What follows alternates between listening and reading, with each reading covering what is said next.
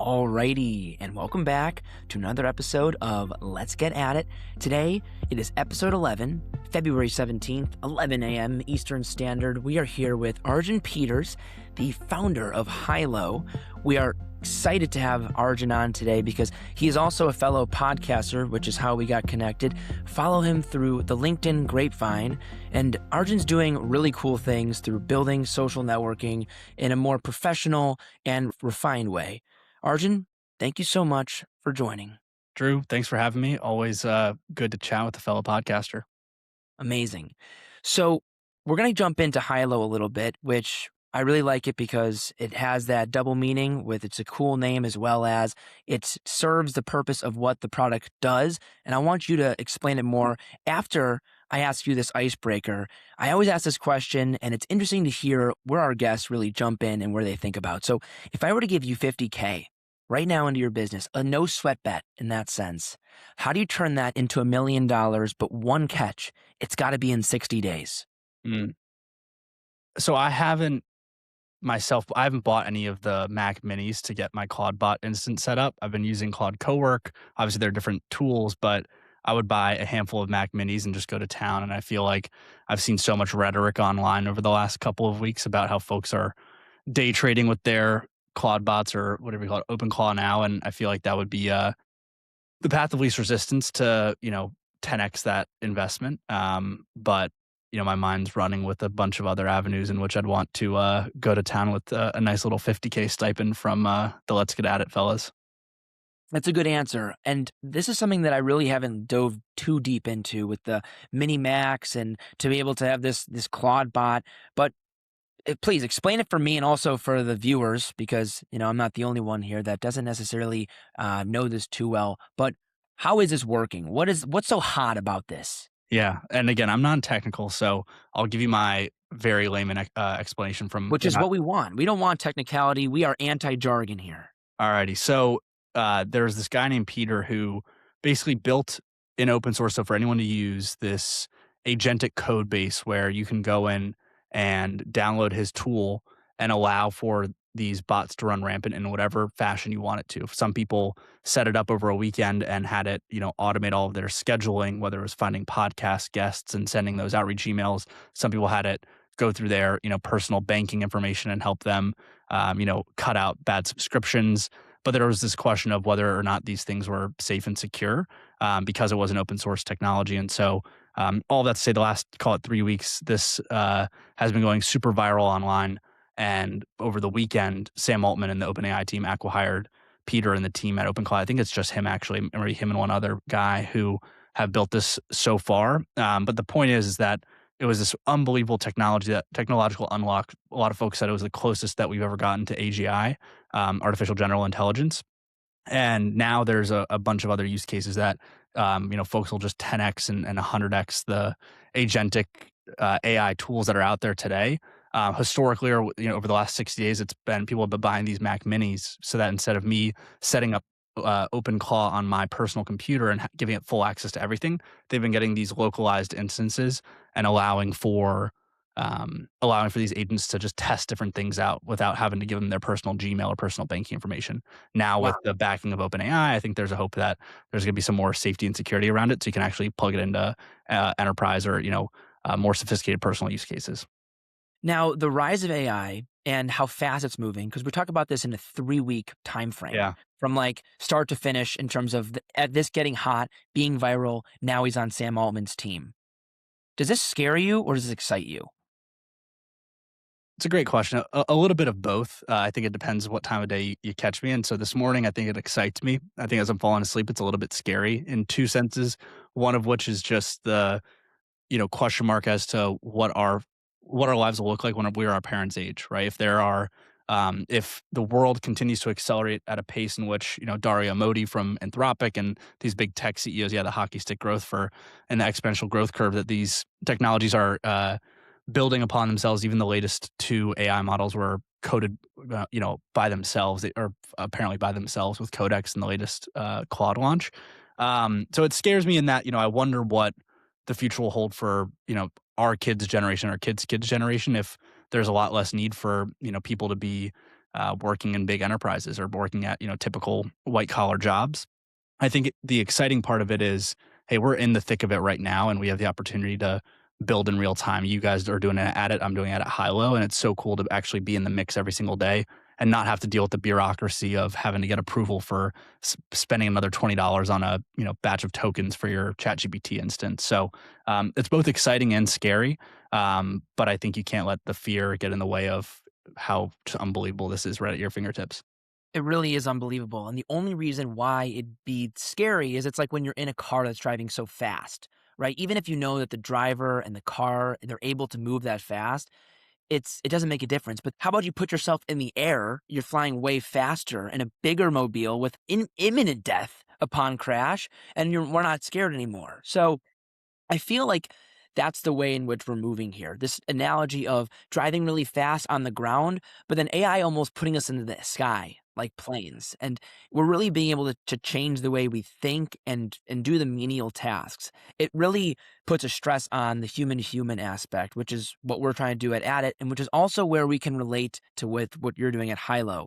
And now I could do a good job at explaining what Hylo is, but if I'm one of your clients, you're trying to pitch me, tell our viewers right now what Hylo is, and then we can get into how you really got into this process and why you're building it.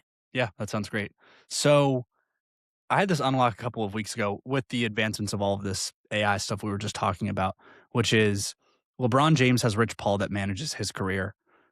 Justin Bieber has Scooter Braun. There's all these amazing agents, whether it's for these actors, actresses, artists, or athletes that represent them in their professional lives. They're not saying, hey, come to every meeting, come and take every call, come and book this partnership.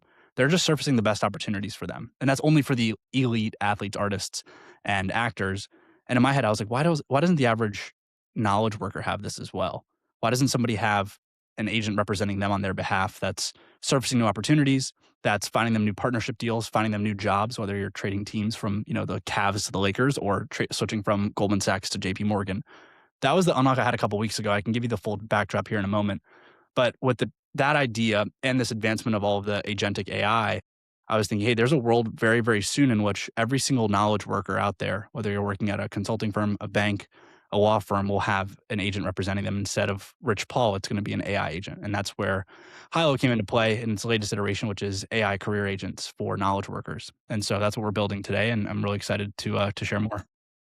For knowledge workers, that's such a interesting way of just describing the common person working their everyday job. And I think it's a cool thing to say, if they're able to do that at the very top, you got the Justin Biebers and LeBron James, why can't we do something just like that?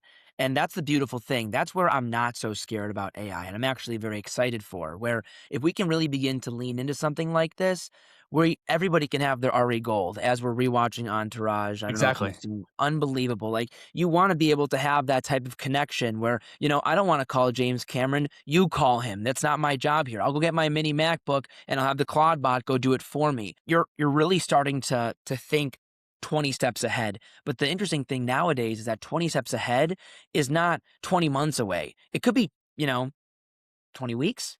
It could just be, a couple 100 days. So I think it's interesting that you're able to really have this foresight and have this predictability. How's that gone for you? And where are you at in this process? Yeah, I'll give you the full kind of iteration of what this project started as and where it's at today. Um, this was December 2024. I love my job, my previous job at Capstone here in Washington, D.C. But I was thinking, I've been there for 4 years. It was time for a new move. And I was talking to my old clients and my friends that were in a similar space, and everyone kind of had this feeling of being burnt out, but it wasn't being burnt out of working 90 hours a week. It was just kind of feeling this. I think everyone was kind of in early stages feeling this AI bubble start to build, which was a bit of uncertainty about what the future holds for these knowledge workers, like I mentioned. And so I had this idea for Burnt, the talent platform for burnt out professionals. That was how this project started. Burnt. Burnt. That's what we were initially called. And so, and I knew, I've listened to enough how I built this with Guy Raz. I've listened to enough of these podcasts where everyone has their initial business name and they change it down the road. So I didn't really put much weight to it. But so that was the idea that I had initially. I'm a big fan of the All In podcast. They have their haters and big fans. I'm somewhere in between. But Jason Calacanis, one of the hosts, was talking about his venture accelerator called Launch and how they had a program called Founder University, where if you had a business idea, you can record a video and submit it. And if you're selected out of the 10,000 companies that apply, over the span of 12 weeks, they'll teach you how to build a business from 0 to 1. And so, it was no skin off my back. I went to the rooftop of my office building. I recorded a video. I said, "Hey, I'm Arjan Peters. I want to build Burnt, the talent platform for burnt out professionals. Here's my background, whatever." I didn't hear anything for 4 months. And then April of 2025, we got accepted to the program and started building.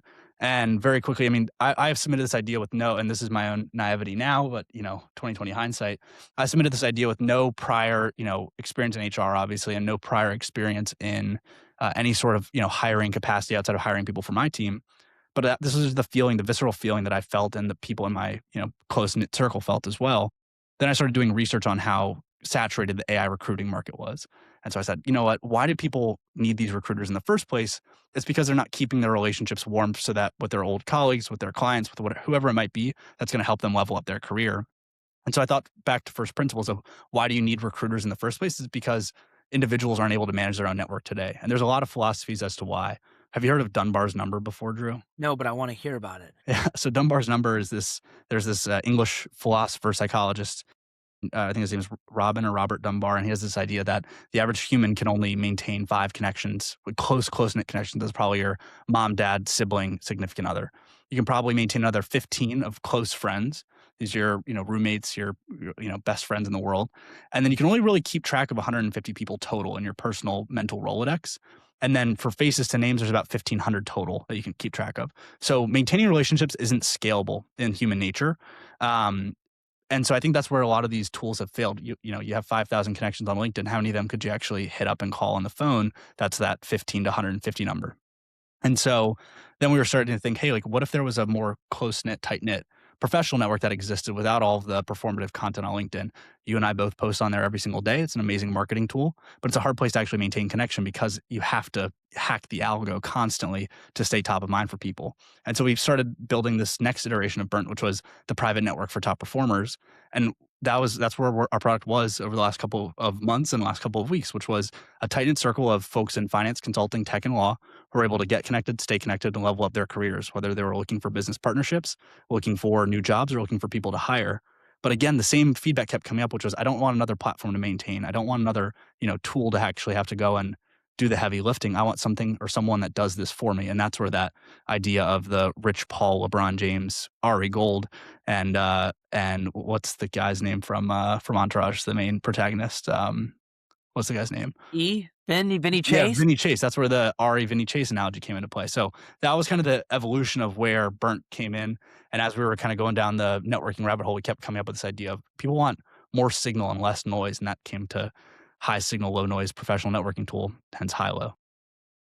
Unreal evolution of the name, by the way. Nothing against the name Burnt, but Burnt has a negative connotation to it. It just does. I mean, our first name was Ads, ADD $, where you're like, first off, no one wants to hear the word ads. When you hear the word ads, everyone's like, guard up instantaneously. I don't want to see any of that stuff. But it evolves over time, and you obviously build into something that resonates at the right time when the product's going to have the momentum that you can go and you can sell it. You already have such a good sell, and the idea is there. It's no one is going to turn down the idea of having a bigger and more concise, automated professional network. And I agree with you. This little mini circle that gets a little bit bigger and bigger, it's really hard to try and keep those connections tight. And I don't think it's anyone else's fault than just our human capacity. Like, I think we should lean into that. I think it's okay that, like, really love those 5. Don't try and spread yourself thin and make it 10 or 15, or else those 5 are going to become the outer circle. You're just going to lose that inner circle there. So this is a really cool evolution. And this Dunbar's number or circle, it sounds really interesting, and especially the thesis behind the business.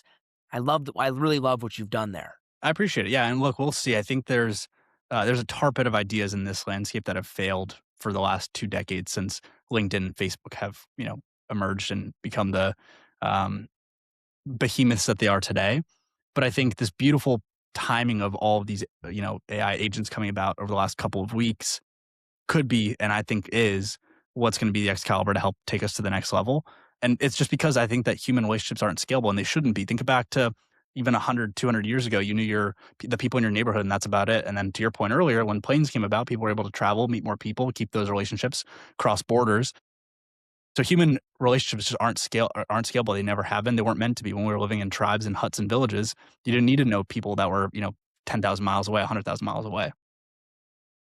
Completely right. And I always leaning back towards the organic human evolution because technology is being able to automate a lot of this other things. But let's go back to what we're not meant to go on our phones and scroll before bed and after bed. That's why it can disrupt our sleep so much. Same goes with the connections. Just because your follower count is 2,500 does not mean that you have 2,500 people in your close knit circle. Lean into those who are still in that tight knit. I'm curious. I do love talking about the businesses of the founders, which I'm going to ask you one more question, but then we'll get into who you really are. Yeah, sure. And that is, what have you really been able to leverage through Hylo? How have you been able to use your own service and thesis to better your professional network and this Dunbar thesis? Yeah. So I think the probably biggest misnomer with what we're putting together is I don't want to completely automate relationships. That's not what I want to do. Always had this curiosity and fascination with how to maintain better relationships. My first failed startup at a school was a personal relationship manager. Again, I think part of that was because this was 2019. There was no AI or there's no, AI coding tools that were out there or lovables of the world to help me build something and, get the technical side of it put together.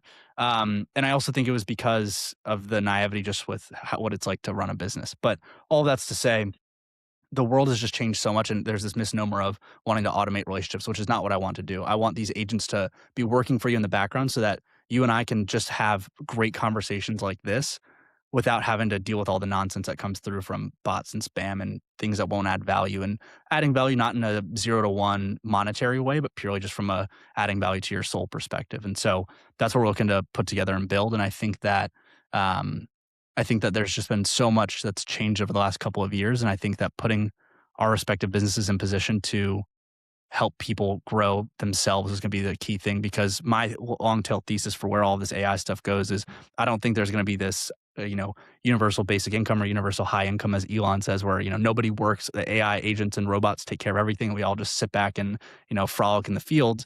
I think there's going to be a ton more, influencers on social media where they're building, or, they're making their sourdough bread, or they're brewing coffee, and that's what their passion is. They have 60,000 subscribers. They all pay them $1 a month, and they're making 60K a month brewing coffee or making sourdough. That's where my thesis is for where kind of the future of the creator economy, if you will, goes, because I don't think follower count's going to matter. These vanity metrics aren't going to matter as much, because if you have, good content and you're getting these viral loops going, a bit of a ramble there. But my point is that I think that the world's just going to change so much, and putting yourselves in position to kind of be in this new wave of how technology is going to be used is going to be really important.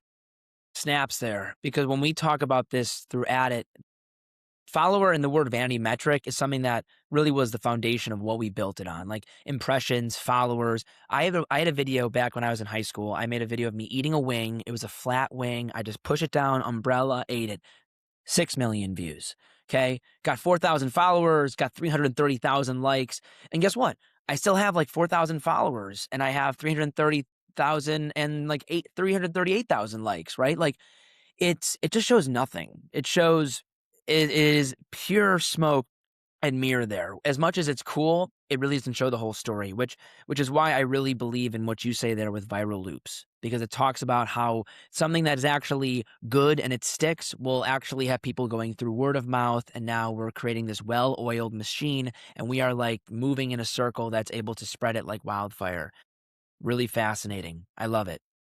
You bring up the word soul here, and I can have this idea that when we were talking about AI, everything's so business and everything's so numerical and quantitative, but we're talking about connection that's so qualitative. It's emotionally driven. It's this right here. AI might be recording this, but it's not the thing that's doing the talking. It's not going to be what people are watching.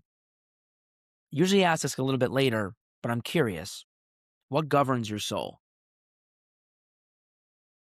That's a good deep question for 11 a.m. I think in all of us, there's a bit of nature and a bit of nurture. I think that everybody has this, innate passion and desire, whether it's at the surface or deeply rooted, to understand, why they tick the way they do. Um, so I think that's the nature side of, what governs your soul. And for me, it's that, you know, human connectivity, for whatever reason, just has always been fascinating to me, and pulling people together and connecting people. Um, And then the nurture side of it, I think, comes from parenting, right? My parents have always been extremely faithful people and have instilled this belief in a higher power in me and my siblings from a young age, as long as I can remember. And I think that's the kind of two-sided facet of it. So it's this, belief in a higher power. And that's where your point on, we were talking about fear of AI earlier. I don't really have a fear of it. It's more of the question of what's going to happen with it all. But I have this unwavering faith that the universe is conspiring for me. It's conspiring for all of us. And it's just a matter of keeping that view at top of mind to allow for the easier life. There's this idea of Pascal's wager, which is there's four potential outcomes in life. I'm going to say the word God, but it's, whatever you might believe in, a higher power, your God, my God, Buddha, whoever it might be. Please. This idea of Pascal's wager, there's four outcomes in life. They're either, at the end of life, you either find out there is a God or there isn't a God. And so in one instant, or, in half of this wager, you don't believe in God and you get to the end of your life and there is no God and you kind of suffered for no reason. Or you don't believe in God, you get to the end of your life and there is a God and you went through all of this hardship for no reason, and there was actually a God at the end of the day and you could have believed and had a much easier and more faithful life. The other side of the token is you do believe in God, higher power, whatever it might be, and you get to the end of your life and there is no God, but you had a much easier life because you had that blind faith. And then the kind of end of that, the top right quadrant of this wager is you believe in God, you have a faithful life, you have this kind of ease of what you're doing because you have this belief. And then you get to the end of your life and there is a God and you have this, sovereignty and whatever the word is, full enlightenment at the end of your life because you had this faith and belief. Salvation. Yeah, salvation. That's exactly what I was looking for. You have salvation at the end of your life. And so I constantly go back to this idea of Pascal's wager, and that top right quadrant is the only place to be from a mathematical perspective, whether you believe or not. What a game theory. It's Maybe crazy. the best one I've ever heard. Check it out. I butchered well, it. Check it out. It's like mind-boggling to me. Well, so I would never say that I knew about Pascal's wager, but this wager went down in my head, at least from an individual standpoint, where you tackle this with yourself. Is there a God? Is there not a God? Okay. How do you want to personify that? Like you said, Buddha, universe, God, whoever, Jesus. But the interesting thing is that, like, there's a choice there, right? And it's not half in, half out. It's a yes or it's a no. It's a 0 to a 1. There's no 0.5. There's no 0.9. There's is or there isn't. And the question is, will we ever know? And the answer is no until at the end. Maybe you don't. But you have a choice. You have a choice in legitimately everything.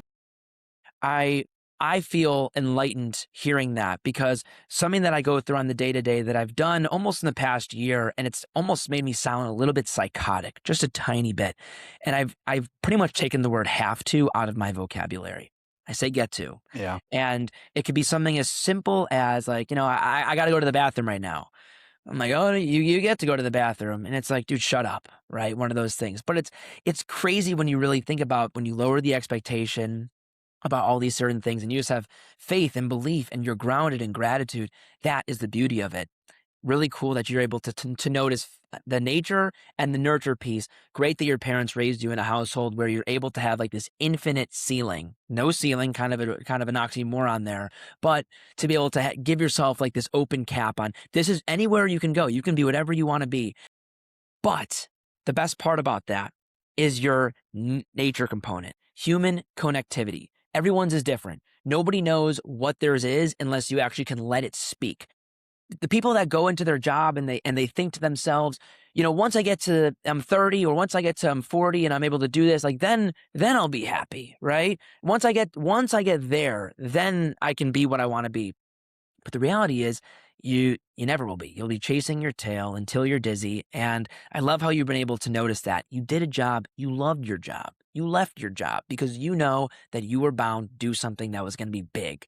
And human connectivity, it's simple. You don't need to scale it to 100,000 people, which it probably will get to. But that first connection that you make, that is something that you will be able to hold for the rest of your life. And that first connection to that 100,000th plus is something that is so fulfilling. I can't even imagine. Yeah. And it was back to your earlier point of like, that's been the coolest part of using our tool today is like, as we're going through to fundraise, I've been able to leverage our messaging function on Hylo to get in touch with people that are going to give me have given me warm intros to VCs or met VCs through our own platform. So it's been very fulfilling.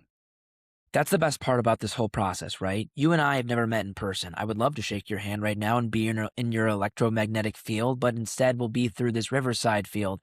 But it's a cool thing to be able to have a network and to be able to go the extra mile to make another friend and to do something like that. I did see a video. I don't know how true this is, but it talked about how like the number one thing to longevity, which everyone always is asking that question, and it's like it's not smoking, it's not eating whole foods, it's like spontaneous human interaction. And I think it's true, right? I'm learning so much about you in the past 25 minutes, and it's just my brain's firing on something that it would never fire when I'm talking to my best friend co-founder that I've lived with for the past couple of years, because it's different and it's new and it's fun and it's exciting, and you get to create that through Hylo. So one thing I want to ask you, how you're building this, Hylo aside, how do you get at it on the day-to-day? What do you do that makes you different from the rest? Mm, Another good one, man. It's a good question, and I think that the evolution of the business has changed a lot, right? I worked on it for a few months before going full time. It's about 6 months full time to this date almost, and I think that it's so easy to get. I think I had a very good mindset in the early days of the business around balancing like what I wanted out of it, which is building a business to live the life that I want to live, which is calm, peaceful, surrounded by the people I love, doing what I love. And then you get on this roller coaster of the founder journey. It's like 24/7. Any second I'm not sleeping, I got to be working on this. And so I wish I could be like, every morning I spend 2 hours meditating. I get my downloads. I figure out what I want to do. But there's this inherent clock and rush that comes in to the founder journey. And I'm sure that the most well capitalized businesses like OpenAI and Sam Altman or Zuck have the same feeling. Well, a bit rambly there, but point is every single day I'm trying to just maximize what I can get out of the given thing. So if we're on this podcast, if I want to call right after this, whatever it might be, I'm I treat everything like it's the Super Bowl because it is for me. I don't know how long I'm going to be able to do this for, how long I want to do this for. And so I have to make the most of every opportunity. And just because, you and I might be having a bad day, I can't come into this call half-assed because it wouldn't be fair to you and it wouldn't be fair to the future or past versions of myself. Okay, Tom Brady. It's an unreal quote. I mean, I that's the next thing I'm going to ask you about greatness. And it's amazing to be able to have the balance. And that's the funny thing, right? It's a dichotomy. You do this journey and you enter this for the balance that you want to aspire towards. Yeah. But in the process, you're not going to have that. And that's something that you're going to have to tackle with, though. I think that if you want to get in a spiritual standpoint, I believe that God gives you these moments of struggle, these moments of imbalance for you to truly focus on how can I make balance. When I have to make my own structure, how can I show up my best every single day? Whether that's for my business, whether that's for my podcast, whether that's for my best friend, my wife, my dog, whatever it might be. It's just the ability to show up every single day, give it your all, and that's really it. It's the 1.01 to the 365th power, being 37 times better than you were at the beginning of the year. And it's not rocket science. It's just the every single day. It's the brick by brick. And I love that you're able to have a general answer, because simple answers solve complex issues. And you want to be able to figure something out. All you want to do, easy goal. Let's maximize this every way I can. Kudos. Hey man, we're trying our best, right? There's I guess the other kind of point on that and the caveat is it doesn't feel like work. It's like, oh, like when I'm doing stuff on Saturday or Sunday, it's like every day feels the same. I think it was actually a Dave Portnoy quote, which again has his fans, has his haters, but he said like, I have the best job in the world. Like when I'm on Monday doing a pizza review, then a podcast, and then getting interviewed on CNBC, it feels the same as a Saturday when I'm doing game day, having a pizza, getting interviewed, whatever. And again, maybe not the person to look up to or the mentor, but that was really my goal in building this in the start, which was I want every day to feel the same, and it has, which is some might hate it, but I personally love it. Portnoy is a Michigan guy, so I have some bias towards him. I've always loved Barstool, and I grew up in middle school, high school when that was really starting, and I loved it. And those guys always, like, that was the job. You're like, I want to go work for Barstool because these guys are writing about sports. They're talking about it. People hate Portnoy because he's just a kid in like a 50-year-old's body. The dude just goes out there and he's triggering people. He's saying, contentious things, and he's just doing what he needs to do. He's being obnoxious because he's kind of earned that right to do so. And I think we can all take a page out of his book to just kind of do what you want to do on the day to day, like you would if you were some 13-year-old version of yourself, because it allows you to really enjoy that process in order to get to that destination, whatever destination that might be. Couldn't agree more. Couldn't agree more, man. All right, Arjun, I got a great question for you. It's going to wrap up this pod, and it's not what governs your soul. It's going to be a little bit lighter than that, but however, it is a deep question, and it's telling. Who's the GOAT?